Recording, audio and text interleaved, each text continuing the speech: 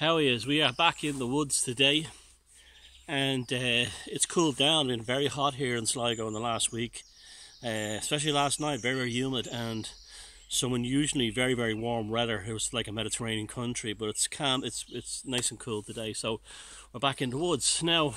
Someone asked me in a message on Facebook about, and it's something I was planning to talk about anyway at some point, was the vampire lore, vampires. You know the story. What's the mythology or anything connected to that? Yeah, it's a really interesting one, and it's really complex as well. Now, when we think of vampires, we think of the classic archetype of Count Dracula.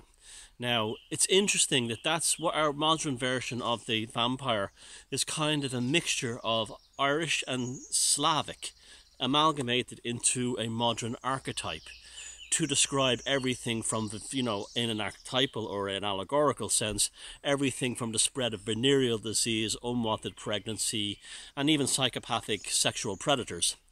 Now, in the Slavic world, there has always been this lore of the dead who came back and fed on the living by drinking their blood, or not, if not their blood, their life force. Now, we do know that Count Dracula, the famous famous count in Romania who slaughtered all the Ottomans, was the kind of the model for Bram Stoker's one. But Bram Stoker he's an interesting character. Bram Stoker was, see, when I say the vampire lore is Irish, it really is in many ways, and both in the modern sense, absolutely it is. Prior to his book Dracula, which is a fabulous read if you haven't read it, it's very well done, a very unique book for its time. It's written in the same style as Last Exit to Brooklyn by Hubert Selby Jr., in that it's written in kind of a series of letters or essays or vignettes, and very forward for its time. Now, Bram Stoker, prior to Bram Stoker, was Sheridan Le Fanu. Now, Sheridan Le Fanu, no relation, was an Irish Gothic horror writer who wrote lesbian stories, like lesbian vampire stories like Carmilla and the Vampire Lovers. He's buried in Mount Jerome Cemetery, which is that incredible looking Gothic cemetery you see in my Occult Dublin film.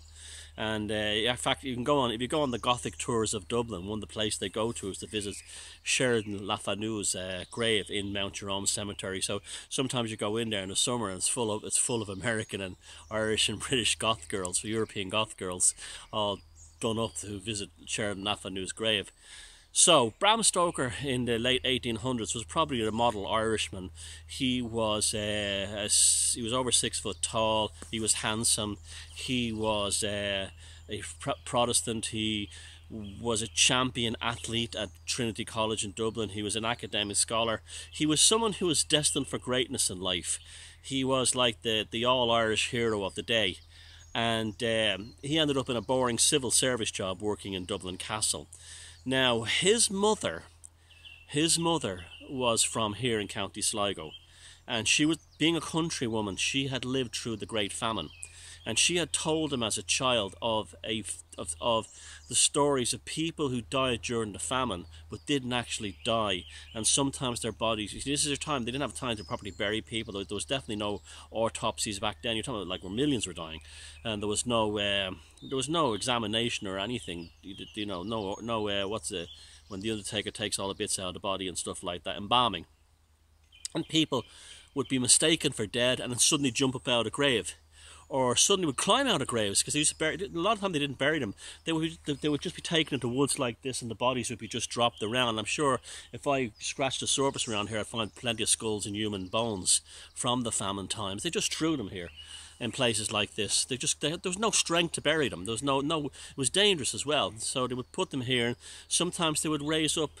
You'd have post-mortal spasms where a dead body would jump up like that, and its arms would wave. And this was the idea. This is where the idea of that came from. Or they would start walking if they'd wake up for a while, and they'd go around, and they would be starving. Now this is the dark one. Cannibalism. As with all famines, cannibalism is a fact of life. This is the primary reason why the rural Irish never wanted to talk about the famine.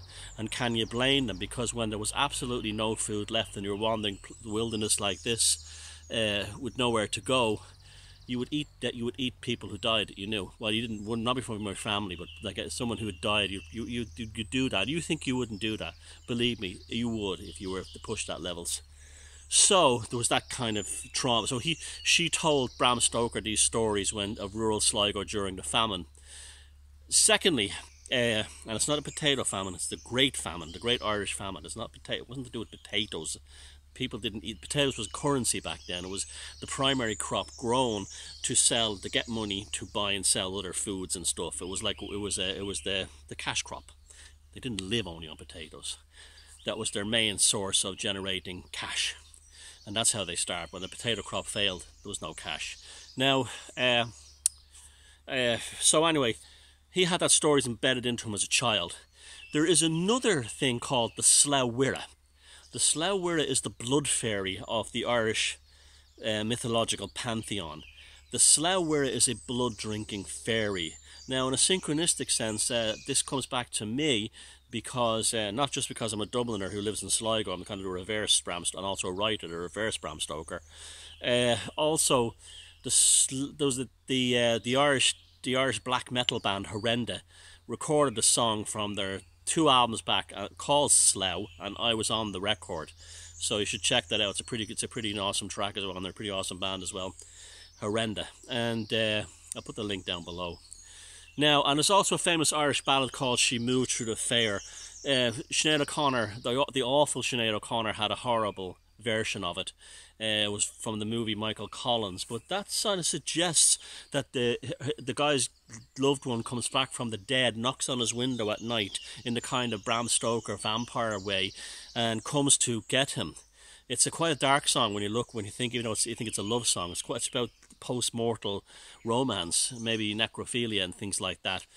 And so anyway, between the Slough Wirra, the blood fairy, and the stories of the famine, when Bram Stoker met the theatrical legend of his time, Henry Irving, who was a big superstar, big British actor, when he was on tour in Ireland, he wrote an enthusiastic review of the stage play. I think he played Othello, and Irving was so impressed with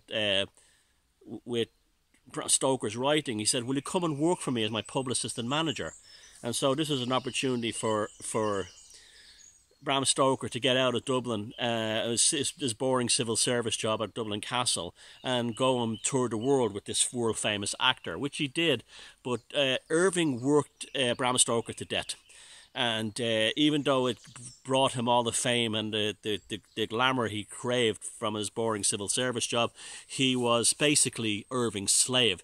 He also saw how Irving was a terrible manipulator of women and other people. So the Count Dracula of the novel Dracula is probably his way of rationalizing his dislike, and also maybe his homosexual obsession, even though Stoker was married, but he had to be married to be a senior civil servant. It was just how Victorian genteel life was. And so that's very interesting too. So the vampire's a really fascinating one, because prior to the sort of like technological archetypes of a kind of a technological fairy, say like Hal from 2001: A Space Odyssey, Count Dracula was probably the last great Western new archetype before the creation of superheroes, say Marvel, and well, not Marvel so much, but not DC, but Marvel superheroes, which are much more complex and developed than DC superheroes. So so that's why it's so important, because he was so basically our ideas of the vampire are an amalgamation of Slavic folklore with Irish folklore, glued together in the Victorian Irish Gothic scene, connected to world theatre, connected to personal hang-ups about within Bram Stoker, but connected to wider issues. This is what makes an archetype so powerful. Of the day, remember at the time that book came out, the Dracula book came out, syphilis was a major issue for the middle classes. So you have the contamination of blood, coupled with social experiences, and this is what makes the Count Dracula archetype so unbelievably powerful and enduring. And it was probably the first great global archetype in literature, and it remains this strong to this day. read the book. You'll be surprised how bloody good it is.